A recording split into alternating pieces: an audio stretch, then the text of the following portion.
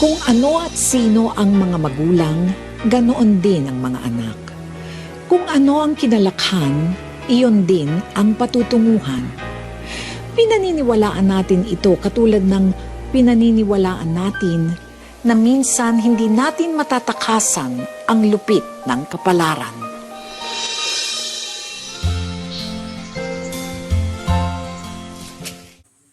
Roy! Roy, hanap ka ni Ma'am Santos kanina. Oo nga, maitis mamaya absent ka na naman. Sige, pasok na kami.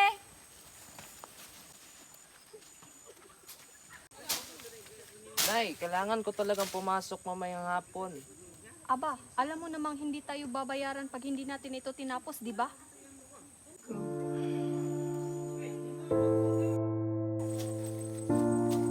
Aray! Aray!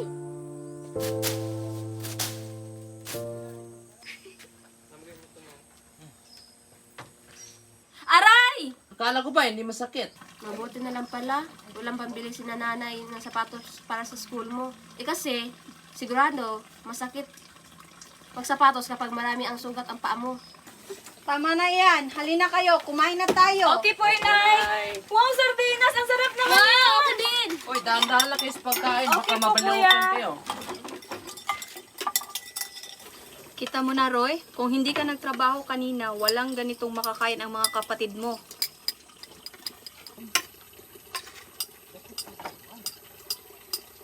Alam mo, maraming trabahong pinapasukan ang kuya mo sa Maynila, tapos ikaw, hindi ka pumapasok sa eskwelahan. Sayang ang pinaghihirapan ng kuya mo. Bakit hindi mo tularan ang kuya mo? Siya lang ang nagpapaaral sa kanyang sarili. Mas mabuti pa magkaaway kayo, tapos ngayon nagkakampihan kayong dalawa, tapos pinagtutulungan niyo pa ako, ma?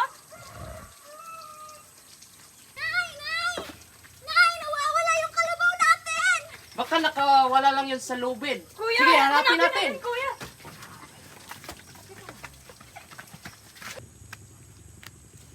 Binenta talaga namin ang kalabaw para iyan sa pag-aaral mo sa Maynila, Roy. Nay, hindi ko talaga matatanggap ito, Nay. Hindi, para talaga iyan sa pag-aaral mo. Pambawi namin sa hindi pagsuporta sa'yo dati. Salamat, Nay. Sa aming pamilya, si nanay ang kinakatakutan naming magkakapatid. Ang boses niya ang batas na kailangan naming sundin. Pero unti-unti kong nakita na ang boses na iyon ay hindi kasing lakas sa labas ng aming tahanan. Uy, Kathy, paramihan tayo ng pagkain. Eh, talo ka sa akin ngayon. Sigurado ka ba dyan? Mas marami pa yung sa akin, oh. Marami yung akin. Hindi talaga. Mas marami sa akin, oh. 3. Roy, Cathy, bakit ang dami-dami yung kinukuha? Pwede naman kayo bumalik, di ba? Masyado yung mga pinapakita ng mga patay gutom kayo eh. Alda, hayaan mo na yung mga pamangkin mo. Ganyan talaga ang mga bata. Natutuwa lang sila. Hoy, Alda, sinasabi ko naman sa'yo, kukulangin tayo sa inumin. Ano ba yan? Ang dami-daming bisita. Hoy, Roy, Cathy, ano ba yan? Ang dami-dami na naman yung kinukuhang pagkain. Ano ba? Ay, sinabihan ko na yan sila. Nay, pakibantayan mo nga itong mga batang to. Ngayon na kayo, punta tayo sa nanay at tatay nyo. Sige na. Sana araw-araw magpapakita natin para lagi masarap ang pagkain. Kaya kayo, mag-aral kayo ng mabuti ha. Para pag nakatapos na kayo at makapagtrabaho, makabili na kayo kung ano ang gusto nyo. Lalo na sa masarap na pagkain tulad nito. Opo. Hala! Kati! Naku, namin, pasensya na. Okay lang. Ate, pagsabihin mo na yung mga anak mo, masyado na kayong nakakahiya eh. Sa susunod, hindi ko na kayo iinigayin pa. Linisin nyo nga yan. Tama na yan, Alda. Ikaw na lang ang paglilinisin mo yan. Ayos lang, Nay. Kami na. Hoy, kayo, tumulong kayo.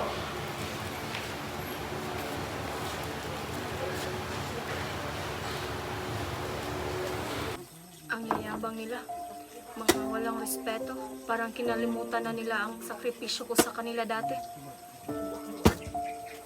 Nay, pwede mo bang manghiram ng pera, Nay? May kailangan kasi akong babayaran sa eskwelahan. Paano na naman ba yan sa walang kwenta mong pag-aaral? Di ba sinabi ko na sa'yo, tumigil ka na sa pag-aaral? Okay, class. Huwag niyo kalimutan basahin ang aralin ito sa inyong mga bahay. Opo, teacher! Okay, goodbye, class. Goodbye, teacher! Goodbye, classmates! Goodbye!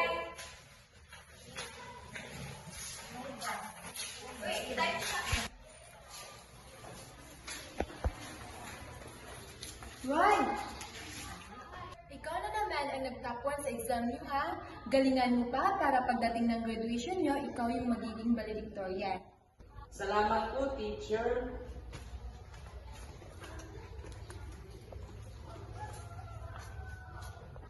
Teacher, totoo po ba yung sinabi ng lola sa akin na kapag nakapagtapos ka daw ng pag-aaral, makakuha ka daw ng magandang trabaho at saka mabibili mo na yung lahat ng mga masasarap na pagkain?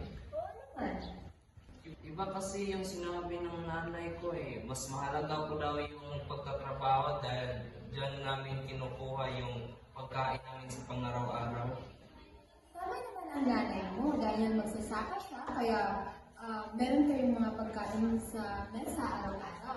Pero mas importante na ang pag-aaral dahil ito yung pundasyon na magkakaroon kayo ng magandang kinabukasan. Tingnan mo yung mga teta mo, si Tita Nelfa at Tita Alda mo. Pareho na sila naging teacher, kaya komportable ang kanilang buhay. Gusto mo bang maging ganon? Kaya kailangan mong mag-aral ng mabuti. Nagmarka sa akin ang mga salitang iyon, kaya kahit ayaw suportahan ni nanay ang aking pag-aaral, gumawa pa rin ako ng paraan. Manang, ako na po ang magtinda niya. Sige, Iho. Kapag naubos mo ito, bibigyan kita ng piso. Sige po. Jaryo, bili kayo ng Jaryo dyan. Jaryo, bili kayo ng Jaryo. Ganun, Jaryo mo? 5 piso lang Mahal naman. Jaryo, bili kayo ng Magkano Jaryo. Iho? 5 piso lang po. Sige, sana. Salamat po.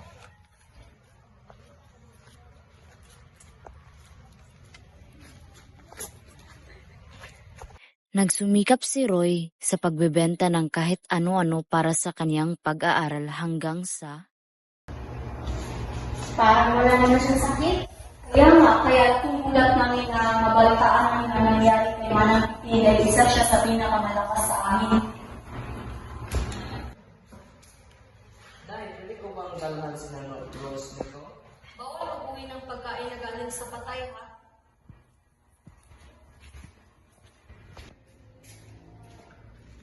lumapit si Roy sa mga snack at kumuha ng apple at juice at sinilid sa kanyang bulsa.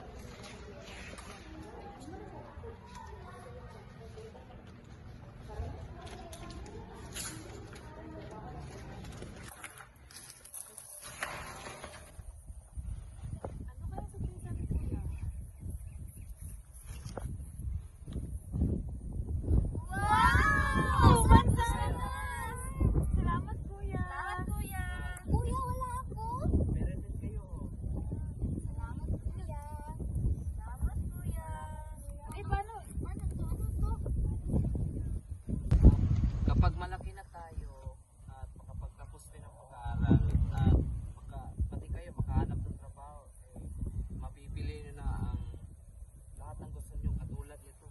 Mag-asawa na tayo. Pero sabi ni nanay, hanggang elementarya lang tayo. Pero alam nyo, gusto ko talaga makapag-aaral katulad nila Tita Nimpa na maganda ng buhay ngayon. Huwag niyo iparinig yan kay nanay, baka kasi lagot kayo sa kanya. Oo nga, ayaw ni nanay kay Tita Alda at Tita Nimpa. Pero kahit na, ang gusto ko kasi para naman maganda yung buhay natin, hindi yung wala tayong makakain sa araw-araw. So kapag mayroon tayong trabaho, makapagtapos na yung pag-aaral, di ba, makukuha natin yung lahat ng gusto natin sa buhay. Kaya kumain lang. Kumain.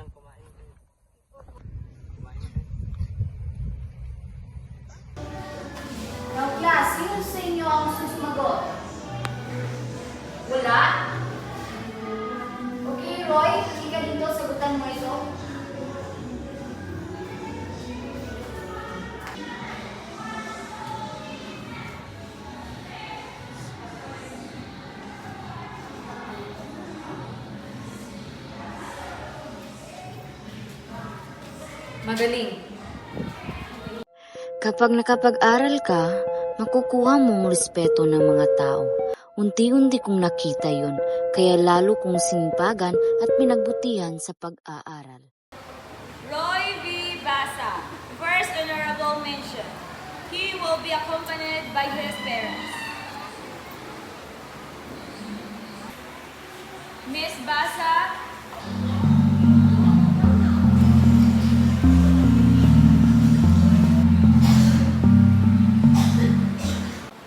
with his proud auntie, Alda Perez.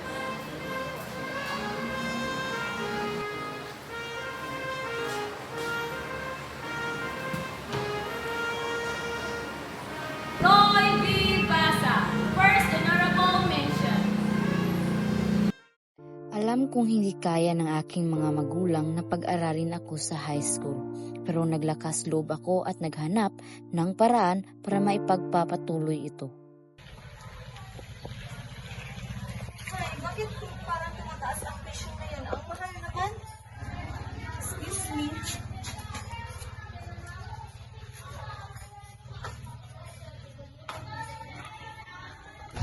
Ma'am, may tanong lang po ako.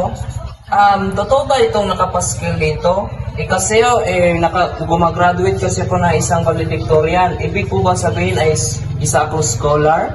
Yes, Eho. Dalhin mo na lang lahat ng requirements mo sa scholarship office at pagbabayaran ka doon ng 10 piso at okay na. Totoo po? Yes, Eho. Yes! Yes! Thank you, Lord! Thank you, Lord!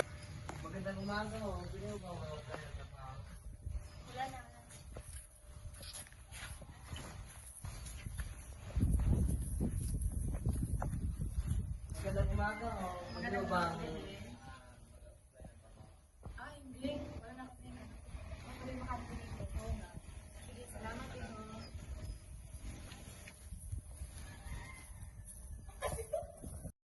Lalong naging mahirap para sa akin ang pagtatapos ko ng college. Naghanap ako ng kung anong trabaho para lang matuloy ko ang pag-aaral ko. Nandiyan na si Roy.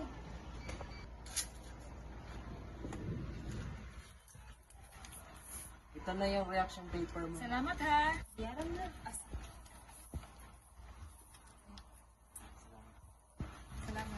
Roy, papagawa din ako ng wrapping paper Sige ba? Roy, kami rin. Papagawa kami ng reaction paper sa'yo. Sige ba? Salamat!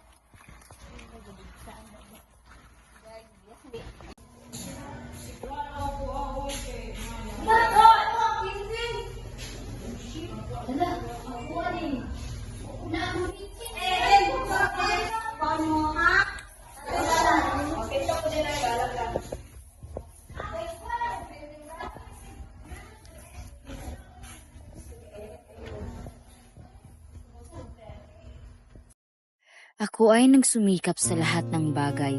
Kinaya ko ang anumang pagsubok kahit walang suporta mula sa aking pamilya, hanggang sa nakapagtapos ako ng kolehiyo. Oh, Roy, wala pa ba yung parents mo? Ay, ma'am, nandito na ako sila. Sige. Roy, congrats.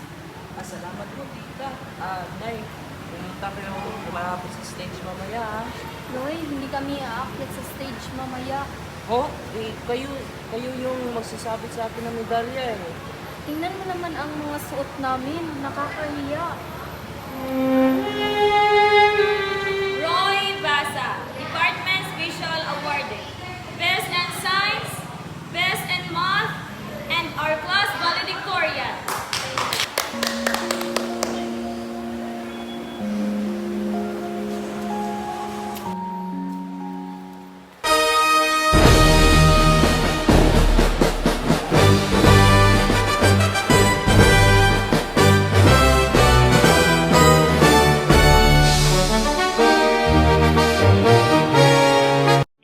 Ako ay nakapagtapos bilang valedictorian sa kolehiyo.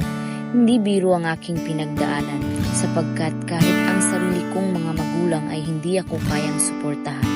Ngunit ginawa ko itong inspirasyon hanggang sa ako ay nagpursigi at nakahanap ng tamang trabaho, ang pagiging isang guro na aking pinapangarap.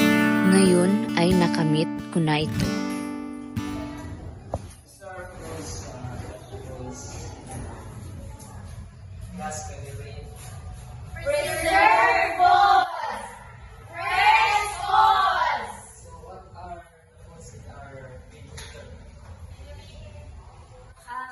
Cancer. Very good. What about the others? Dried, sir. If you what about the others? Yes. Meat, sir. Okay. Now let's proceed to principal. Sa kabila ng lahat ng aking pinagdaanan, wala akong galit sa aking mga magulang at mahal na mahal ko pa rin sila. Nakatapos na rin ang lahat ng aking mga kapatid at mayroon na silang sariling pamilya. At doon nagtatapos ang aking kwento. Hanggang sa muli.